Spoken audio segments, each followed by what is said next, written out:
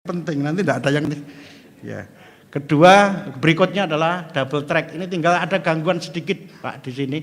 Ada rumah tapi segera selesai. Ini sudah bisa digunakan sehingga ongkos angkutnya menjadi lebih murah, lebih efisien. Dan ini prinsipnya ini. Lanjut. Ya.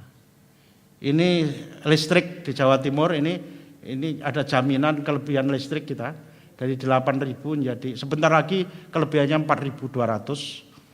Ya, jadi untuk smelter yang rata-rata 500 cukup, ya. Jadi ada cukup, jadi ini jaringannya. Jadi artinya tidak seperti Sumatera Utara dan Bali kemarin. Ya, moderator tahu jangan pulang ke Sumatera Utara, jangan ya. Biarpun Batak lebih baik Jawa Timur daripada ke sana.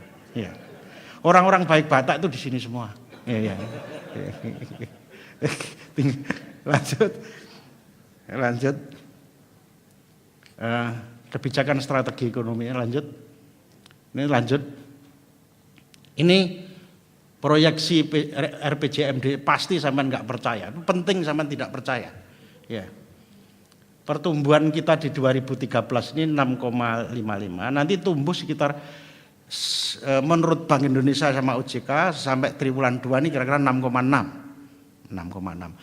Dan kira-kira nanti 6,8, 6,7 Pak itu artinya di situ kondisi investasi persepsi asing bagus sekali 2015. Kalau double track pelabuhan selesai semua dan smelter 7 smelter sudah bekerja baik, kita ada di posisi ini Pak.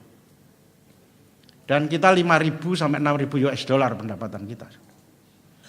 Pada saat seperti itu pasti pariwisata menjadi bagian booming yang luar biasa. Ini, maka jangan pindah dari Jawa Timur. Saya kira kalau pengen kena CO2 ya pindah ke Jakarta. Yeah.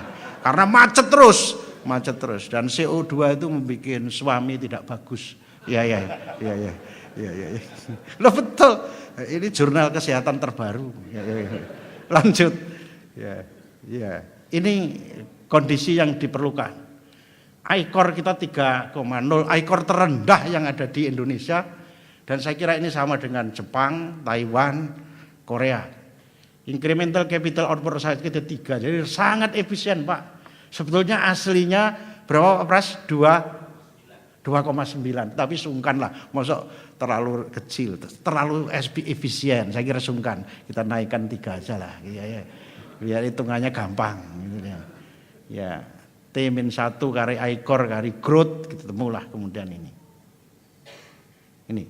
Jadi bank sangat luar biasa memerlukan. Ini yang perlu diperlukan investasi. Sekarang ini diperlukan untuk tumbuh 6,6 tadi, 6,7 diperlukan 234 triliun. Investasi tadi sudah kita lihat tadi 80 itu 6 bulan sudah 83. Jadi sasaran 150 masuk ya Pak Ari ya. Masuk Pak. Jadi saya kira ini akan masuk ini. Karena satu lending perbankan, kedua idle transaksi perdagangan dan lain sebagainya. Masuk. Jadi investasi ini lanjut. Saya kira ini lanjut. Ini BPR ini dulu yang sering kita presentasi. Lanjut. Nah ini Pak. Sekarang ini Pak, PPLS 2011 yang digunakan 2012, yang tadinya 4,2, mana angkanya 4,2 enggak ada ya. Yang tadinya 4,2 juta PPLS tahun 2006 yang digunakan 2008, ini dari 4,2 UMKM kita naik 6,8 juta. Ini yang kemudian perdagangan antar pulaunya luar biasa. Ya, ini lanjut. Ini konsep kita mengapa UMKM berkembang, karena OPAM-nya agronya di sekitar on-farm. Dan ini ada bank khusus, bank UMKM di Jawa Timur yang oleh Bank Indonesia dan Pak Yuno dari OJK didorong terus agar kapitasinya naik, asetnya naik terus, dan bunganya 6%. Ya, bunganya 6%. Kok bisa? Turnovernya yang mingguan. Tapi untung dari 404 tahun yang lalu miliar sekarang 1,7 triliun. Ya. Lanjut. Agroindustri, ini smelternya Pak. Sudah 5 ini Pak. Sudah 5 Pak. Ya. 5 di Tuban,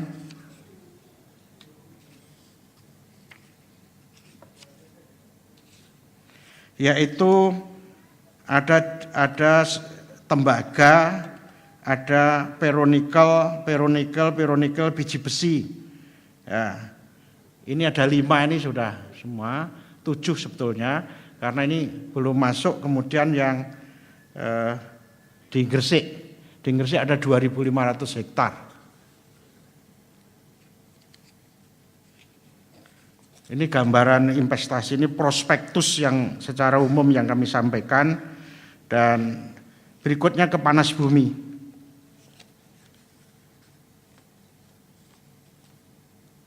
Ini yang kita jual, yang ini yang besar ini Pak, ini dijual pusat, yaitu di Gunung Lawu 475 megawatt. Ya, ini kita jual, ini sudah keterangannya, ini kita jual, ini akan menambah. Saya kira harganya juga sudah, ya, ini kita jual. Lanjut, ya, ini tekanan APBN yang memotong ini, jadi tekanan kita, rekomendasinya adalah harus perdagangan antar pulau trading kita dinaikkan. Ini kita mempunyai 26 kantor perwakilan dagang, ini kita langsung one-on-one business meeting di situ Pak. Jadi kita ketemukan ini yang mendorong perdagangan kita. Yang di sini ini jumlah penduduknya 90,7 juta. Ya. Ini yang terhadap PDRB terhadap PDB kita 15,02. Kita di bawah DKI sedikit saja. Mungkin sebentar lagi kita akan melampaui DKI karena pertumbuhannya lebih tinggi terus dengan DKI. Yang lain sudah di bawah. Lanjut. Lanjut. Ini perkara pekerjaan rumah. Ini di dalam APTA kita sudah rumuskan tentang semua standarisasi Pak. Standarisasi masuk kita apakah toksin, apakah itu berbagai bahan-bahan untuk holti kita, juga produk-produk di standarisasi kerjasama dengan perguruan tinggi. Lanjut. Ya, selesai saya kira. Ya, ini peta Jawa Timur tahun 2019 Pak. Jadi ya. Kalau Bapak nggak percaya, tunggu aja tahun 2019. Terima kasih. Assalamualaikum warahmatullahi wabarakatuh. Waalaikumsalam warahmatullahi wabarakatuh. Terima kasih banyak kepada Bapak Dr. Haji Soekarwo SH MHum. Baik, berikutnya adalah penyampaian materi dari Bapak Ito Warsito selaku Direktur Utama PT Bursa Efek Indonesia. Kepada Bapak Ito Warsito kami persilahkan.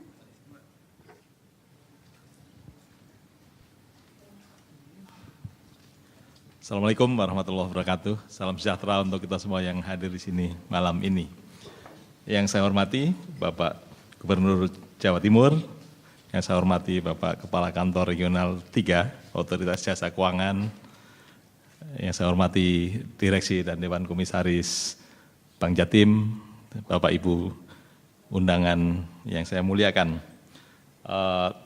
Setelah saya hanya akan memberikan update mengenai perkembangan pasar modal di Indonesia, khususnya pasar saham. Dan karena waktu sudah makin malam, mungkin saya tidak akan terlalu lama walaupun bahannya cukup banyak. Ini hanya menunjukkan bahwa mulai tahun 2013 yang lalu perdagangan saham di Bursa Efek Indonesia sudah maju setengah jam dari 9.30 menjadi 9 persis. saat ini ada 116 broker atau pialang saham di Bursa Efek Indonesia, terdiri dari 27 broker asing atau joint venture dengan asing, dan ada 89 broker lokal.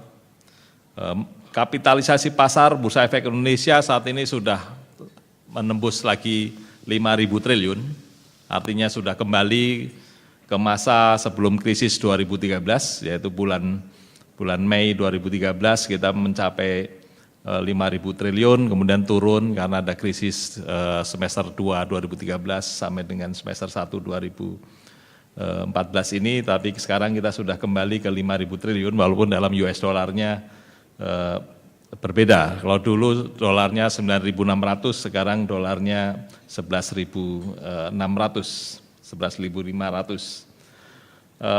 Kalau kita lihat bahwa kapitalisasi pasar, yaitu kapitalisasi pasar ini adalah representasi dari jumlah saham dikalikan harga saham dari semua emiten yang tercatat di Bursa Efek Indonesia. Pertumbuhannya selama 10 tahun terakhir itu lebih dari 21%. Jadi tumbuh terus karena tidak mau kalah dengan Jawa Timur. Kemudian dari sisi perdagangan, nilai perdagangan saham, rata-rata perdagangan saham harian tahun lalu, saat ini tahun 2014 ini 6,1 triliun, sedangkan pertumbuhan nilai perdagangan harian ya, rata-rata perdagangan harian itu kalau kita hitung pertumbuhannya hampir 20% selama 10 tahun terakhir.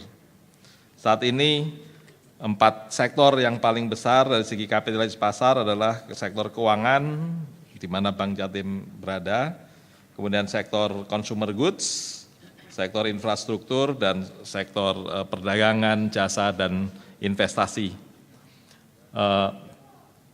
Ini adalah gambaran dari perbandingan kita dengan negara-negara ASEAN lainnya. Di situ terlihat bahwa saat ini dari sisi kapitalisasi pasar dalam US dollar, dalam dolar Amerika kita masih kalah dari Singapura dan Malaysia. Kita sudah menang dari Thailand, Filipina, apalagi Vietnam. Tetapi kita kalah dari Malaysia karena tadi dolar di bulan awal Mei tahun 2013 yang lalu kita sudah jauh di atas Malaysia. Tapi karena rupiah kita turun drastis terhadap US dollar dari 9.600 menjadi sekarang 11.500, bahkan ini tanggal 18 itu rupiah kita masih 11.700-an, kita jadi kalah sedikit di bawah Malaysia. Tetapi dari sisi rupiah sebetulnya kita sudah kembali ke masa awal Mei 2013.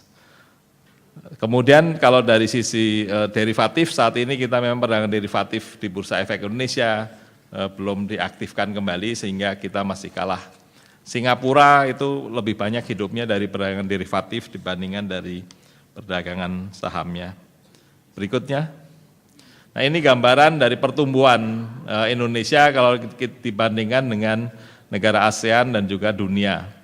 Dari sisi gross domestic product, yaitu produk domestik bruto, Indonesia pertumbuhannya rata-rata selama 10 tahun itu 5,7%. Sementara ASEAN hanya 5,6%, artinya Indonesia masih tetap di atas ASEAN. Dan pertumbuhan dunia apalagi hanya 3,1%, artinya Indonesia memang jauh lebih baik daripada negara ASEAN secara keseluruhan maupun dari rata-rata dunia. Sedangkan pertumbuhan kapitalisasi pasar selama 10 tahun terakhir, ya, Indonesia sebenarnya 30,3%, ASEAN hampir 22%, dunia 8,6%. Ini tentunya dalam US dollar karena kita bandingkan dengan negara-negara lain. Kemudian dari sisi lainnya kalau pertumbuhan hutang dalam mata uang lokal, pertumbuhan Indonesia 7,1%, ASEAN 14,8% dan dunia 12%. Jadi kita sedikit berhutang sebetulnya dibandingkan negara-negara lain yang pertumbuhan hutangnya jauh lebih tinggi. Berikutnya, Nah ini saya ingin hanya menunjukkan bahwa tidak ada investasi lain yang lebih menguntungkan daripada investasi di saham-saham di Bursa Efek Indonesia. Ya, walaupun sudah tahun 2008 turun lebih dari 50%, tahun 2013 yang lalu turun kurang dari 1%. Jadi selama 10 tahun terakhir hanya 2 tahun yang indeks harga saham turun di Indonesia. Tapi perkembangannya kalau di akhir tahun 2002 itu indeks kita hanya 425 lah. Per tanggal 18 Juli sudah kembali di atas 5.000, sudah 5.087. Artinya indeks selama katakanlah 12 tahun kurang tumbuh 12 kali juga. Dan itu sudah memasukkan penurunan yang sangat tajam di tahun 2008 maupun penurunan yang tidak terlalu tajam di tahun 2013. Kemudian kalau kita bandingkan dengan indeks-indeks lain di dunia, ini kami gunakan benchmark atau tolok ukur indeks MSCI. MSCI itu adalah perusahaan yang kerjaannya membuat indeks buat Indonesia, buat pasar internasional dan sebagainya. Dan itu dia digunakan oleh para fund manager internasional sebagai acuan dalam melakukan investasi. Di situ kita bandingkan antara indeks MSCI Indonesia, kemudian indeks MSCI dunia yang world, yang merah itu, indeks MSCI emerging markets, Indonesia termasuk negara-negara yang pasarnya sedang tumbuh. Kemudian juga itu yang hijau, emerging markets, ada MSCI BRIC, Brasil, Rusia, India, and China, ya. Dan bandingkan dengan emas, investasi dalam emas yang biru, Indonesia yang kuning. Selama 10 tahun terakhir, kalau kita gunakan chart yang sama tadi untuk tolok ukur, saham-saham Indonesia masih tetap lebih menguntungkan bahkan daripada investasi di emas. Ya. Apalagi kalau dibandingkan dengan dunia yang merah tadi, jauh di bawahnya. Itu hanya untuk memperlihatkan bahwa investasi di saham-saham di Bursa Efek Indonesia tetap jauh lebih menguntungkan daripada investasi yang lain. Nah, ini hanya tabel ini memperlihatkan bahwa dari seluruh saham yang diperdagangkan di Bursa Efek Indonesia, ya, ini adalah yang bisa diperdagangkan, artinya saham-saham pemerintah di BUMN tidak kita hitung di sini karena saham pemerintah di BUMN tidak diperdagangkan.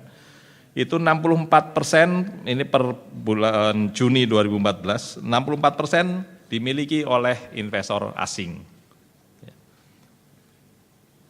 Ini menggambarkan apa? Sebetulnya tadi, menggambarkan bahwa asing sangat percaya kepada pertumbuhan ekonomi Indonesia, pertumbuhan perusahaan-perusahaan Indonesia, sehingga mereka mau berinvestasi di sini. Walaupun di sisi lain ini memperlihatkan bahwa partisipasi investor domestik mungkin yang masih kurang tinggi, gitu ya. Tapi sisi positifnya adalah tadi bahwa asing masih sangat percaya kepada saham-saham di Indonesia, sehingga kepemilikan mereka per Juni sampai 64% dari total saham yang diperdagangkan. Padahal di akhir tahun 2012 yang lalu pernah di bawah 59%, dan di akhir tahun 2011 pernah di bawah 60%. Tetapi ini sebetulnya masih lebih baik, karena pada akhir tahun 2008 asing sebenarnya kepemilikannya masih lebih dari 70%. Nah, ini gambar berikut sebenarnya menunjukkan betapa kepercayaan asing itu masih sangat tinggi terhadap Indonesia. Yang hijau, yang ke atas itu adalah gambaran mengenai pembelian oleh asing terhadap saham-saham di Bursa Efek Indonesia. Yang merah itu adalah gambaran mengenai apa yang mereka jual. Ini dalam arti neto ya. Selama tahun 2009, 2010, 2011, dan 2012, asing terus menambah investasi di Indonesia. Artinya mereka lebih banyak membeli daripada menjual. Sebetulnya itu sudah sejak tahun 2006. Tetapi di tahun 2013 yang lalu, asing melakukan penjualan neto lebih dari 20 triliun. Karena sebagaimana ibu-ibu dan bapak tahu, ekonomi Indonesia memasuki fase yang kurang menguntungkan mulai bulan Mei tahun lalu, defisit neraca perdagangan membengkak sangat lebar, demikian juga defisit transaksi berjalan, rupiah nilainya turun dari 9.600 per dolar menjadi sampai 12 ribuan rupiah per dolar. Sekarang pun masih sebetulnya, rupiah masih berkisar di, ya hari-hari ini masih di 11.500-an ya. Tapi di tahun 2014 ini sampai dengan tanggal 18 Juli, asing sudah membukukan pembelian neto lebih dari 56 triliun, jauh melebihi pembelian-pembelian pada tahun-tahun sebelumnya. Apa yang mereka lihat? Ya tentunya mungkin perubahan pemerintahan yang akan terjadi dan sebagainya memberi harapan positif pada mereka, tapi juga tadi kinerja emiten-emiten Indonesia yang tadi ditunjukkan oleh Bank Jatim, kinerja semester 1 labanya tumbuh lebih dari 20%, sangat signifikan. Ini adalah pembelian pada bulan-bulan, jadi selama 6 bulan terakhir ya sampai tanggal 18 Juli, asing selalu menambah investasinya di saham-saham di Bursa Efek Indonesia. Hijau semua, ini dari sejak bulan Januari sampai bulan Juli tanggal 18. Berikutnya ini hanya gambaran tadi kapitalis pasar di Bursa Efek Indonesia.